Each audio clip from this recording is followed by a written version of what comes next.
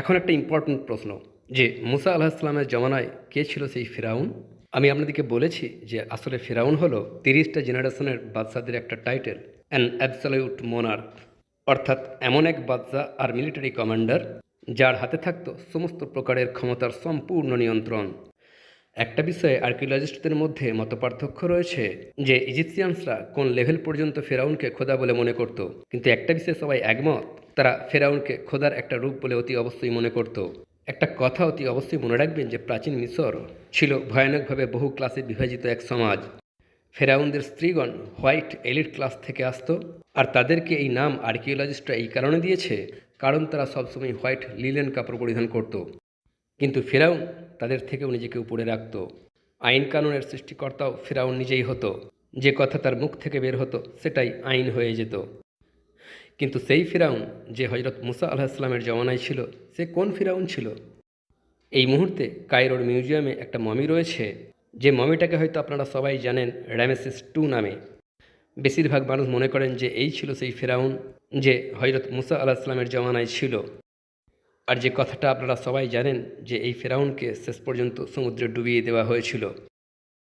2020 সালে একজন ইজিপ্টোলজিস্ট আলী গোমা একটা রিপোর্ট লিখেছিলেন।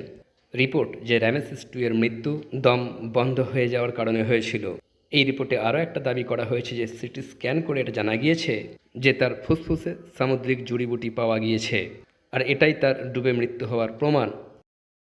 কিন্তু এই দাবিকে মেনে নেওয়ার আগে আমাদেরকে যাচাই করে দেখে নিতে হবে, কারণ কখনো কখনো গবেষকেরাও দু নম্বরই করে থাকেন। যেমন তুতানখামেন, সেও ছিল এক ফেরাউন যার সোনার মাস্ক খুবই বিখ্যাত। যখন তুতানখামেনের মমিকে এক্স রে করার জন্য কোনো এক বিদেশে পাঠানো হয়েছিল, সেখানে একজন রিসার্চার তুতানখামেনের লাংস বের করে নিয়েছিল। আর এভাবেই যখন রামেসিস টু এর মমিকে ফাঙ্গাসের চিকিৎসার জন্য ফ্রান্স প্রেরণ করা হয়েছিল, সেখানে একজন রিসার্চার তার মাথার চুল চুরি করে নিজের ঘরের সিন্দুকে রেখে দিয়েছিল, যেখান থেকে সেই রিসার্চারের মৃত্যুর পর তার ছেলে সেই চুল বের করে ব্ল্যাক মার্কেটে বিক্রি করার চেষ্টা করেছিল, কিন্তু সে ধরা পড়ে গিয়েছিল। আপনাদের মধ্যে যারা জানেন না তাদের জন্য বলে দিই যে মুসা আলাহিসাল্লামের সময়ের ফেরাউনের মৃত্যু পানিতে ডুবে যাওয়ার কারণে হয়েছিল। সূরা শুআরা 63-66। তখন আমি মুসার প্রতি ওহী করলাম যে সমুদ্রে তোমার লাঠি দিয়ে আঘাত করো, আর সেই সমুদ্র সেই মুহূর্তেই বিভক্ত হয়ে গেল, আর দুই ভাগই বড় বড় দুই পাহাড়ের মতো হয়ে গেল। আমি সেখানে ফেরাউনের দলকেও পৌঁছে দিলাম। মুসা আর তার সাথীদেরকে আমি তো উদ্ধার করে নিলাম, কিন্তু তারপর পিছনে যারা আসছিল তাদেরকে পানিতে ডুবিয়ে মারলাম। এমনকি সূরা ইউনুসে তার ডুবে যাওয়ার মুহূর্তটাকেও বর্ণনা করা হয়েছে। আয়াত 90, যে যখন ফেরাউন ডুবে যাচ্ছিল তখন সে দ্রুত বলল যে আমি তার উপর ঈমান আনছি যার উপর বনি ইসরাইল ঈমান এনেছে। ফেরাউনের ডুবে যাওয়ার প্রসঙ্গে তিরমিজি আর মসনাদে আহমদে এক হাদিস রয়েছে যে যাতে হযরত জিবরিল আলাইহিসসালাম তিনি সাল্লাল্লাহু আলাইহি সাল্লামকে বলছেন যে ওহে মোহাম্মদ, যদি তখন আপনি আমার অবস্থা দেখতেন, এই ভয়ে যে ফেরাউন না লা ইলাহা ইল্লাল্লাহ বলে দেয় আর এই মর্দুদের ওপর আল্লাহর রহমত না নাজিল হয়ে যায়, আমি সমুদ্র থেকে কালো কাদামাটি বের করে আমি তার মুখের ভিতরে ঢুকিয়ে দিয়েছিলাম। কোনো মানুষের মৃত্যু ডুবে যাওয়ার কারণে হয়েছিল নাকি না, একথা সিটি স্ক্যান থেকে জানতে পারা সম্ভব নয়। এর জন্য ফুসফুস থাকা জরুরি, আর রামেসিসের শরীরের ভিতরে লাংস তথা ফুসফুস নেই। তবে রামেসিসের সেই একই ফেরাউন হওয়ার একটা লিড তথা সূত্র এই মমি আবিষ্কৃত হওয়ার স্থান থেকেই আমি পেয়েছিলাম। সূরা ইউনুসে মহান আল্লাহ ফেরাউনের ব্যাপারে বলেছেন, আয়াত 92, যে আজ আমি তোর লাশকে সংরক্ষণ করব যাতে করে পরবর্তী প্রজন্মের জন্য তুই নিদর্শন হতে পারিস, আর অধিকাংশ মানুষই আমার নিদর্শনাবলী থেকে উদাসীন হয়ে রয়েছে। ইবনে আব্বাস রাদিয়াল্লাহু তাআলা আনহু অনুযায়ী মুসা আলাইহিসসালামের সময়কার ফেরাউনকে সমুদ্র বের করে তাকে এক উঁচু নিচু স্থানে ছুঁড়ে দিয়েছিল, আর রামেসিসের মমি দাহের আল বাহারির একটা গর্ত সাফট টিটি 320 ওখানে খুঁজে পাওয়া গিয়েছিল। আর এই পয়েন্টটা খুবই গুরুত্বপূর্ণ। এই গর্তের আগে ফেরাউনের লাশকে হাই প্রিস্টের কবরে রাখা হয়েছিল, কিন্তু কোনো এক কারণে সরিয়ে দেওয়া হলো। তারও আগে 72 ঘন্টার জন্য তাকে এক ফেরাউনি রানী আমসের চেম্বারে রাখা হয়েছিল, কিন্তু আবারও কোনো এক কারণে সেখান থেকেও সরিয়ে দেওয়া হলো। আবার তারও আগে ফেরাউনের মমিকে ভ্যালি অব দ্য কিংস অর্থাৎ বাদশাদের উপত্যকায় রাখা হয়েছিল, কিন্তু সেখান থেকেও চোর তাকে বের করে বাইরে এনেছিল। এই সমস্ত কথা রামেসিসের কফিনে হায়ারোগ্লিপসের রূপে লিখিতভাবে পাওয়া গিয়েছিল। দেখে যেন এটা মনে হয় যে যেন ফেরাউনের এই লাশকে শান্তির জন্য এক টুকরো জমিও দেওয়া হচ্ছিল না। ঠিক যেন সেই রকমভাবে যেমন সূরা ইউনূসে রয়েছে যে তোর লাশকে পরবর্তী প্রজন্মের জন্য নিদর্শন করা হবে। আর এই মুহূর্তে রামেসিস 2 এর মমি কায়রোর মিউজিয়ামে অসহায় হয়ে পড়ে রয়েছে, যেখানে দৈনিক 15,000 মানুষ তাকে দেখে অবাক হয়ে যায়, আর সেখান থেকে বহু মানুষ শিক্ষা গ্রহণও করে। কিন্তু আমি এরূপটা কেন বললাম যে রামেসিসের মমি সাফট TT320 স্থানে পাওয়া খুবই গুরুত্বপূর্ণ বিষয়। 1813 সালে সুইজারল্যান্ডের একজন পর্যটক মিশর আর সুদানের বর্ডারে অ্যাক্সিডেন্টালি একটা স্থান আবিষ্কার করেছিল, বালিতে পুরোপুরি ঢেকে থাকা এক স্থান। কিন্তু যখন এই বালিকে সরানো হলো, তখন আর্কিওলজিস্টদের মধ্যে এই স্থানকে একটা খুবই অদ্ভুত নাম দেওয়া হলো, পাথরে খোদাই করা আমিত্বের পূজা, ইগো ইন দ্য স্টোন। আর্কিওলজিস্টগণ বলতে শুরু করলেন যে যে এই স্থানটা তৈরি করিয়েছিল সে না শুধু নিজেকে মিশরের সবচেয়ে বড় ফেরাউন দেখাতে চেয়েছিল, বরং নিশ্চিত রূপেই সে খোদাইয়ের দাবিদার হয়ে থাকবে। মিশরের সবচেয়ে সুন্দর আবু সিম্বেল কমপ্লেক্স, যেখানে দুটো মন্দির রয়েছে, বাইরে এমন এক টেম্পল যেখানে রামেসিস 2 এর 4টে বড় বড় মূর্তি, প্রত্যেকটা মূর্তির উচ্চতা 66 ফুট, প্রত্যেক মূর্তির মাথায় দুটো করে মুকুট, যেটা একটা সিম্বল দুই জগতের বাদশা হওয়ার, দুটো জীবনের বাদশা হওয়ার। আর এই মূর্তিগুলোর কাছে দেবতাদের যে মূর্তিগুলো খোদাই করা হয়েছে সেগুলোর কোনো একটাও রামেসিস 2 এর মূর্তির থেকে বড় নয়। আর ভিতরের মন্দির, যেখানে কিছু স্তম্ভ রয়েছে যাতে অঙ্কিত রয়েছে যে পলায়নরত কয়েদিদের ওপর রামেসিস নিজেই তীর চালাচ্ছে। আর এই বিষয়টা আমার কাছে খুবই রিলেটেবল, কারণ রামেসিসও পলায়নরত বনি ইসরায়েলের ওপর তীর চালিয়েছিল। ভিতরের মন্দির বা টেম্পল, যেখানে 4টে খোদার মূর্তি রাখা আছে, আর সেগুলোকে এমনভাবে খোদাই করা হয়েছে যে বছরে শুধুমাত্র দুবার সূর্যের আলো ভিতরের মন্দির পর্যন্ত পৌঁছায়।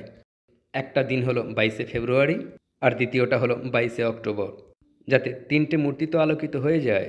চতুর্থ মূর্তি, যেটা মৃত্যুর দেবতা টাহের, সেটা কিন্তু তখনও অন্ধকারেই থেকে যায়। এই 2 তারিখের কী গুরুত্ব ছিল? 22শে অক্টোবর, সেদিন আকাশের সবচেয়ে উজ্জ্বল নক্ষত্র সিরিয়াস মন্দিরের ঠিক সামনে থেকে উদিত হয়। আর এটা ছিল একটা সিম্বল যে রামেসিস নক্ষত্রের খোদার সাথে নিজের স্থান পরিবর্তন করবে। নক্ষত্রের সাথে স্থান পরিবর্তন করার আর্কিটেকচার তৈরি করানো, নিজেদের দেবতাদের থেকেও বড় নিজের মূর্তি তৈরি করানো। এই জন্যই তো আর্কিওলজিস্টরা বলে থাকেন যে যে ব্যক্তি আবু সিম্বেল কমপ্লেক্স তৈরি করিয়েছিল সে নিজেকে খোদা বা খোদার থেকেও বড় বলে মনে করত। রামেসিস, যার লুক্সারে তথা আল আকসারে 83 টন ওজনের মূর্তি রয়েছে, যে মূর্তিটা মিশরের সবচেয়ে বড় মূর্তিগুলোর মধ্যে হতে একটা, কার্নেক টেম্পলের মতো কমপ্লেক্স, যেটা ছিল মিশরের সবচেয়ে বড় মন্দির, সেখানে রামেসিসের একটা বিশাল বড় মূর্তি রয়েছে। ইনফ্যাক্ট এই সেই রামেসিস যে সবচেয়ে বেশি মূর্তি আর টেম্পল তৈরি করিয়েছিল। তো যে প্রশ্নটা উঠে আসে যে এত বড় একজন ফেরাউন যে মিশরকে এত কিছু দিয়েছিল, তার মমি সাফট TT320 মতো এক সাধারণ গর্তে পাওয়া গেল, এক অতি সাধারণ কফিনে, যেন কেউ খুব তাড়াহুড়োর মধ্যে প্রাসাদ থেকে বহু দূরে দাফন করে দিয়েছিল। এই সমস্ত পয়েন্টগুলো দেখে রামেসিস 2 হযরত মুসা আলাইহিস সালামের সময়কার ফেরাউনের গুরুত্বপূর্ণ ক্যান্ডিডেটসগুলোর মধ্যে হতে একজন বলে মনে হয়। এটা শুধুমাত্র একটা রিসার্চ, সত্য শুধুমাত্র একমাত্র আমার আল্লাহ জানেন।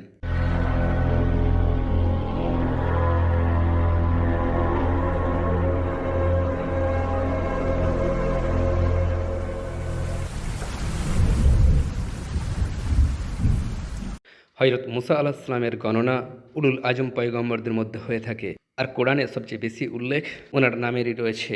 ওনার উপরেই তাওরাত নাজিল হয়েছিল।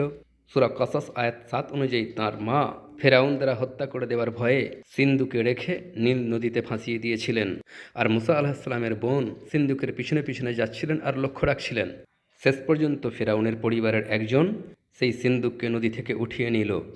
আর যদিও ফেরাউন তাকে হত্যা করতে চেয়েছিল, কিন্তু তার স্ত্রী বললেন যে এ আমার আর আমার চোখের শীতলতা, একে হত্যা করো না, হতে পারে একে আমরা আমাদের সন্তান বানিয়ে নিলাম। আর এভাবেই মুসা আলাইহিস সালাম একজন রাজকুমারের মতো প্রাসাদে বড় হতে লাগলেন। আর এমনকি একদিন তার হাতে একজন ইজিপসিয়ান কিপ্তির হত্যা হয়ে গেল, আর তিনি মিশর পরিত্যাগ করে মাদাইন চলে গেলেন, যেখান থেকে পরবর্তীতে নবুয়তের শুরুয়াত হয়েছিল। আর মহান আল্লাহ তাকে তুর পর্বতের ডান দিক থেকে আওয়াজ দিলেন, যেমনভাবে তাঁর মর্যাদার উপযুক্ত। তুর পর্বত, যেখানে মুসা আলাইহিস সালাম এক জ্বলন্ত আগুনের মতো কিছু দেখেছিলেন, সেই তুর পাহাড় যার শপথ মহান আল্লাহ নিজে করেছেন, আর গোটা একটা সূরা, সূরা তুর, যে পাহাড়ের নামে। আমার এই রিসার্চের সময় প্রাচীন মিশরের সংস্কৃতি নিয়ে গভীর স্টাডি করার সুযোগ আমি পেয়েছিলাম।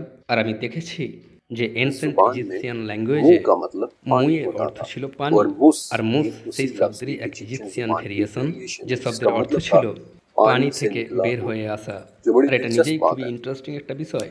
इसी तरह একইভাবে अमाडा के আমাডার टेम्पल्स के মন্দিরের हायरोग्लिफ्स में হাইরোগ্লিফসে अमिन আমিন मेसे মেসে नाम নামক के এক एक ব্যক্তির शख्स का উল্লেখ जिक्र পাওয়া मिलता है যায়, कि जो कि যে ছিল क्राउन একজন प्रिंस था, ক্রাউন প্রিন্স, यानी कि एक অর্থাৎ এক शहजादा। অ্যাক্টিভ রাজকুমার। लेकिन वो सिर्फ কিন্তু 3 সে से 4 শুধুমাত্র साल 3 ही কিংবা ताकत 4 में বছর रहा ক্ষমতায় ছিল। और इस दौरान वो আর कुश তখন সে नाम के एक কুশ सूबे নামক का এক প্রদেশের वाइसरॉय भी था। ভাইসরয়ও ছিল। हायरोग्लिफ्स की इसी হায়ারোগ্লিফসের এই इंस्क्रिप्शन একই में ये भी ইনস্ক্রিপশনে लिखा এই है कि কথাও वो লেখা बादशाह রয়েছে के যে बेटों সে বাদশার जैसा था ছেলের মতো लेकिन ছিল, बेटा কিন্তু नहीं था। ছেলে ছিল না। मगर কিন্তু सबसे সবচেয়ে अहम बात ये গুরুত্বপূর্ণ लिखी हुई কথা है कि এটা उसे লেখা किसी রয়েছে जुर्म की যে কোনো वजह একটা से अपने অপরাধের ओहदे से কারণে তাকে हटा পদ दिया থেকে गया था সরিয়ে দেওয়া और হয়েছিল। इसका जुर्म আর इतना তার अहम অপরাধ था এতটাই कि গুরুত্বপূর্ণ फिर ছিল उसका नाम যে अमिन তখন তার मोसे নাম से আমেন बदलकर মোসে থেকে मोसे বদলে कर दिया। মোসে করে দেওয়া হয়েছিল। হায়ারোগ্লিফসে থাকা এই ট্রেসেসগুলো এটা মনে করিয়ে দেয়, এমনটা অনুভব করায় যে হয়তো যে এই ইনস্ক্রিপশন হযরত মুসা আলাইহিস সালামের ব্যাপারেই লেখা হয়েছে। কিন্তু এটা যথেষ্ট নয়, আল্লাহই সবচেয়ে ভালো জানেন। যখন হযরত মুসা আলাইহিস সালাম ফেরাউনের দাস হয়ে যাওয়া নিজের জাতিকে নিয়ে মিশর থেকে বের হলেন, আর পরবর্তীতে লেখার আগে এই কথাটা আমি ধারণা করেই নিচ্ছি যে পরবর্তী ঘটনাগুলো আপনারা মোটামুটি জানেন, কারণ এই ডকুমেন্টারির মধ্যে সমস্ত ঘটনা আমার পক্ষে শোনানো সম্ভব নয়।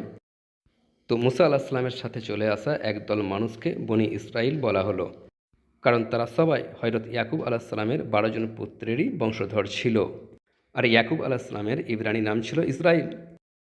আর এ কারণেই হযরত ইয়াকুব আলাইহিস সালামের 12 জন পুত্রের সমস্ত বংশধরকেই বনি ইসরাইল নামই দেওয়া হলো। ফিরআউনের দাসত্ব থেকে বের হতেই তাদের দুষ্টুমি শুরু হয়ে গেল। মহান আল্লাহ তাদের ওপর কোন কোন করুণা নাজিল করেছিলেন আগামী কয়েকটা চ্যাপ্টারের মধ্যে আমি সেই সমস্ত উপহারের ঝলক দেখাতে থাকব। তবে যাই হোক, তাদের সর্বপ্রথম দুষ্টুমি তা ছিল এটা যে হযরত মুসা আলাইহিস সালামের কোহে তুরে চলে যাওয়ার পর তার অনুপস্থিতিতে তারা সোনার একটা বাছুর তৈরি করে ফেলল। আর এই সমস্ত ঘটনা সূরা তহাতে লিখিত রয়েছে, আয়াত 87 আর 88, যে সামরি তাদের অলঙ্কারগুলোকে গলিয়ে তা দিয়ে সোনার এক বাছুর তৈরি করে নিয়েছিল, যা থেকে গরুর মতো আওয়াজও বের হচ্ছিল। আর সামরি বলতে শুরু করলো যে বাস্তবে এটাই হলো তোমাদের আর মুসার মাবুদ, কিন্তু মুসা এই কথা ভুলে গিয়েছে। তবে এত বড় একটা কর্মের পর যখন মুসা আলাইহিস সালাম তাকে পাকড়াও করলেন আর প্রশ্ন করলেন, তো সূরা তহা আয়াত 96 অনুযায়ী সে এক বড়ই অদ্ভুত উত্তর দিল। আমি সেই জিনিসটা দেখতে পেয়েছিলাম যেটা ওরা দেখেনি। আমি আল্লাহর প্রেরিত ব্যক্তির পদচিহ্ন থেকে এক মুঠো মাটি তুলে নিয়েছিলাম আর তাই বাছুরের মধ্যে দিয়ে দিয়েছিলাম। অর্থাৎ সামরি এই কথা বলছিল, যখন জিবরিল ফেরাউনের মুখে কালো কাদামাটি দেওয়ার জন্য এসেছিলেন, তখন আমি তার ঘোড়ার পায়ের নিচে থেকে কিছুটা মাটি তুলে নিয়েছিলাম, আর সেই মাটিটাই আমি এই বাছুরের মধ্যে দিয়ে দিয়েছিলাম। এই সামরি নামক ক্যারেক্টারটার নাম আমরা ছোটবেলা থেকেই সামরি জাদুঘর নামে শুনে এসেছি, যেটা সম্ভবত শুধুমাত্র একটা কাহিনী, এরূপ কিছুই নেই। তবে এর নামই ছিল সামরি, অথবা সে ছিল সেই সামারিটান্সদের মধ্যে হতে একজন, যার বিষয়ে ডেড সি স্ক্রোলে স্ক্রোল নাম্বার 4Q372 লেখা রয়েছে যে আশা আছে যে ইউসুফের জমিন থেকে কবিলাগুলো আসবে, আর এটাও যে কিছু সামারিটান্স তাদের প্রতি প্রচণ্ড ঘৃণা পোষণ করে। এমনকি ইবনে কাসির তার তফসিরে এর কওমের সামরা অর্থাৎ সামারিটান্স হওয়ার প্রসঙ্গে লিখেছেন। কিন্তু এই প্রশ্নটা এতটা গুরুত্বপূর্ণ নয়। ইম্পর্টেন্ট প্রশ্নটা হলো এটা যে সে বাছুরি কেন তৈরি করলো। এই প্রশ্নের উত্তর আমাকে মিশর থেকে বের করে সামাররা তথা সুমেরীয় সভ্যতার দিকে নিয়ে যায়, যাদের উপাস্যদের মধ্য হতে একটা মাবুদ ছিল ষাঁড়। পরবর্তীতে সমগ্র মেসোপটেমিয়া জুড়ে বা দুই নদীর মধ্যবর্তী ভূমি বা বাইরুন নাহরাইন, যে বিষয়ে পূর্ববর্তী কোনো চ্যাপ্টারের ডিটেলসে বলা হয়ে গিয়েছে, তারা নিজেদের একটা মাবুদ তৈরি করিয়েছিল যার নাম ছিল হাদ্দাদ, যে ষাঁড়ের মতো সিং পরিধান করত। একইভাবে প্রাচীন মিশরেও ষাঁড়ের উপাসনা হতো, যে ষাঁড়কে আমরা অ্যাপিস বুল বলি, আর তাকে রীতিমতো নিয়ম মেনে প্রাসাদ থেকে হাঁটিয়ে মন্দির পর্যন্ত নিয়ে যাওয়া হতো। আর তাতে করা সব কোরবানি এতটাই খরচবহুল হতো যে পাগলামির পর্যায়ে চলে যেত।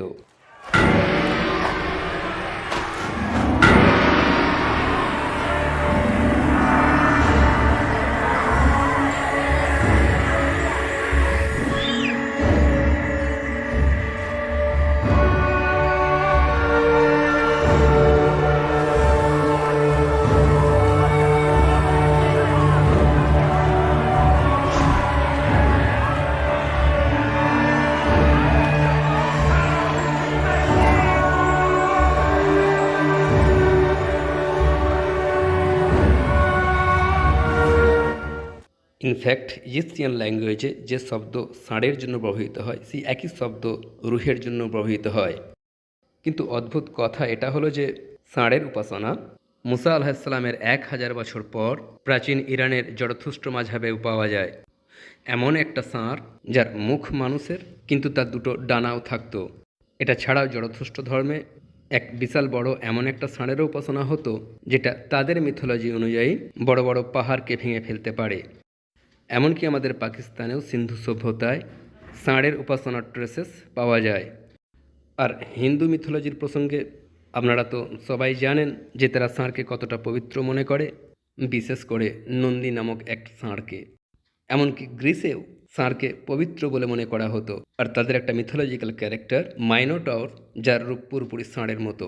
এমনকি যদি আপনাদের মনে থাকে, 8ম চ্যাপ্টারে আমি আপনাদেরকে প্রাচীন ইরানি স্তম্ভও দেখিয়েছিলাম যেগুলোর চূড়া ষাঁড়ের রূপে তৈরি করা ছিল।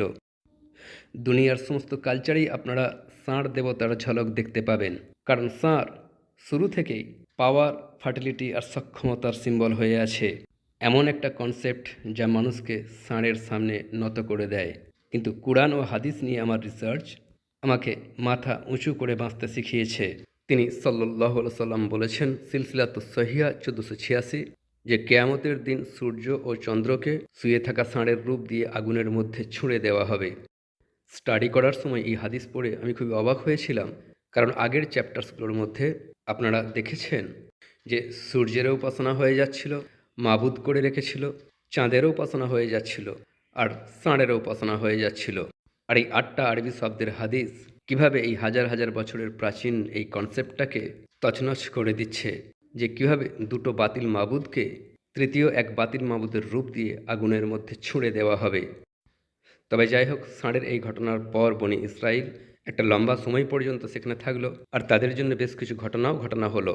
বনি ইসরাইলের জন্য সমুদ্রের দুভাগ হয়ে যাওয়া আর তাদের এই বাছুরের পুজো করা, এ তো শুধুমাত্র দুটো ঘটনা। তারা নিজেরা স্বচক্ষে মহান আল্লাহকে দেখার আবদারও করেছিল, তাতে তাদের ওপর বাজ এসে পড়েছিল। তারা মৃত্যুর পর আবারও জীবিত হলো। আর এই সমস্ত ঘটনা সূরা বাকারা 54-55-তে মজুদ রয়েছে। তাদের জন্য মুসা আলাহিসাল্লাম আল্লাহর আদেশে পাথরের ওপর লাঠি মেরেছিলেন, 60 নম্বর আয়াত। আর 12টা ঝর্ণা প্রবাহিত হয়েছিল। আয়াত 57, বনি ইসরায়েলের ওপর মেঘের ছায়া থাকতো যা রাতের বেলায় চমকাতো যাতে করে আলোকিত হয়ে থাকে, আর তাদের জন্য আসমান থেকে মান্না আর সালোয়া নাজিল হচ্ছিল। বনি ইসরায়েলের সেই ঘটনা যাতে গরুর একটা গোস্তের টুকরো এক মৃত ব্যক্তির শরীরে লাগানোর কথা ছিল, আর যে গাই গরুর প্রসঙ্গে বনি ইসরায়েল 3টে প্রশ্ন করেছিল, আয়াত 67। আর বেসিক্যালি সেই গায়ের প্রসঙ্গেই সূরা বাকারার নাম সূরা বাকারা। আর এই সমস্ত ঘটনা সূরা বাকারার 67 নম্বর আয়াত থেকে শুরু হয়ে যাচ্ছে। এই একই সময়ে কারুনের ঘটনাও সংঘটিত হয়েছিল, যার কাছে এত বিশাল পরিমাণের সম্পদ ছিল যে তার চাবিগুলোকে তোলার জন্য সূরা কসস আয়াত 76 ও 81 অনুযায়ী বহু শক্তিশালী লোককে কাজে লাগানো হতো। আর যে 250 জন মানুষকে নিজের সাথে মিলিয়ে হযরত মুসা আলাইহিসসালামের বিরুদ্ধে বিদ্রোহ করে দিয়েছিল, আর তাদের পায়ের নিচে থেকে জমিন ফেটে গেল, আর তারা সেখানেই দাফন হয়ে গিয়েছিল। আর তারপর সেই মাছ শিকারের ঘটনা, যাতে তাদেরকে নিষেধ করা সত্ত্বেও শনিবারের দিন মাছ শিকার করার ক্ষেত্রে ধোঁকা দিতে শুরু করে দিল। আর এই অপরাধের শাস্তিস্বরূপ তাদেরকে হনুমান বানিয়ে দেওয়া হয়েছিল। এই একই সময়ে মুসা আলাহিসাল্লামকে কোহে তুরে তওরাতে তক্তিসমূহ দেওয়া হয়েছিল, আর তাদেরকে একটা উপাসনালয়, যেটাকে ইহুদি আর ইসাইরা ট্যাবেলম্যাকেল বলে, যেটাকে আমরা মুসলিমরা আরবিতে হাইকেল বলে থাকি, সেটাকে তৈরি করার ডিজাইন দেওয়া হয়েছিল। আর এই টপিকটা এতটাই গুরুত্বপূর্ণ যে আমি এটাকে নিয়ে 15 ও 16তম চ্যাপ্টার লিখেছি। কিন্তু একটা উপাসনালয় ছাড়াও হযরত মুসা আলাহিসাল্লামকে তাবুতে সাকিনা নিয়েও কিছু নির্দেশ দেওয়া হয়েছিল। সেই তাবুতে সাকিনা, যার উল্লেখ সূরা বাকারা 248-এ রয়েছে, একটা খুবই বিখ্যাত আর্টিফ্যাক্ট, যাতে কিছু খুবই স্পেশাল জিনিস ছিল, আর যেটা হারিয়ে গিয়েছিল। কিন্তু এটা এমন একটা আর্টিফ্যাক্ট যেটার খোঁজ আজ পর্যন্ত করা হয়ে যাচ্ছে। আর এই তাবুতে সাকিনাকে নিয়ে বড় ডিটেলসে আমি 14তম চ্যাপ্টারে বলবো। কিন্তু সত্যি কথা বলতে কি, হযরত মুসা আলাহিসাল্লাম আর বনি ইসরায়েলের সমস্ত ঘটনাকে এই ডকুমেন্টারির শুধুমাত্র একটা ভলিউমে কভার করা কোনোভাবেই সম্ভব নয়। আর এই কারণেই আগামী কয়েক চ্যাপ্টার্সে বহু স্থানই আমি এটা অ্যাজিউম করে নেব যে আপনারা এই সব কিছুই অল্প বিস্তর জানেন। কিন্তু তা সত্ত্বেও আমার প্রচেষ্টা হবে যেখানেই সম্ভব হবে আপনাদেরকে কিছু না কিছু ডিটেলস দেওয়া। হযরত মুসা আলাইহিস সালাম আর বনী ইসরাইলের ঘটনাসমূহের মধ্যে এমন একটা ঘটনা ছিল যেটা এতটাই ইউনিক আর ভিন্ন যে উলামারাও এই ঘটনার স্থান নিয়ে নির্দিষ্ট কোনো ডিসিশনে পৌঁছাতে পারেননি যে তা কখন ঘটেছিল আর কোথায় ঘটেছিল। আর সেই সাবজেক্টটা হলো দ্য ফাউন্টেন অফ ইউথ, আবে হায়াত। আর পরবর্তী চ্যাপ্টারের আলোচ্য বিষয় আবে হায়াত।